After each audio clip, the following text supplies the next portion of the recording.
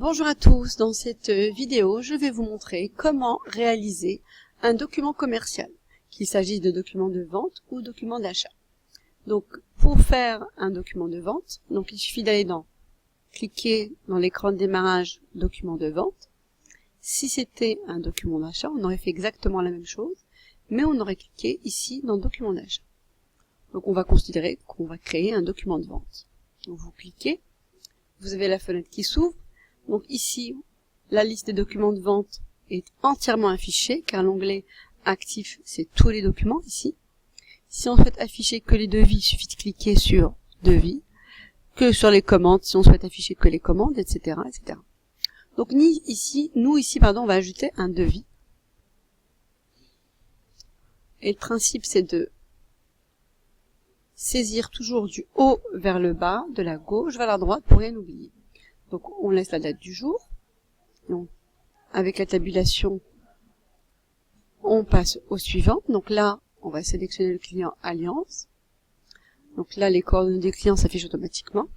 Donc toujours avec ma tabulation, je fais suivant pour rien oublier. Donc on va commander un suivant de bureau, quantité 4. On va commander un bureau bench à Vriaz et on en veut 2. Voilà. Donc, on a une remise unitaire sur les suivants de bureaux de 15%. Et la remise globale concerne le client Alliance. Donc, une fois qu'on a terminé, il suffit de faire enregistrer et fermer. Donc là, on vient de créer le devis numéro 18.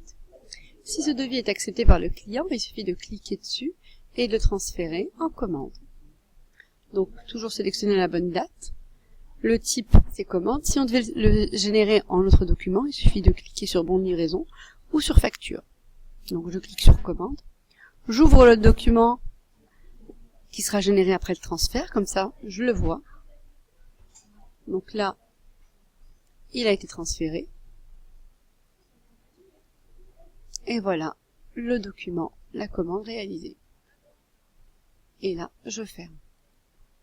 Donc il suffit de faire cette manipulation, que ce soit pour achat ou pour vente. Donc si on devait faire un achat, je vais dans le menu achat, document d'achat, et vous avez vu là qu'on a accès à tous les documents qui ont été créés. J'ajoute par exemple une commande. Donc c'est exactement la même procédure. Cette fois-ci, au lieu de sélectionner un client, je vais sélectionner un fournisseur.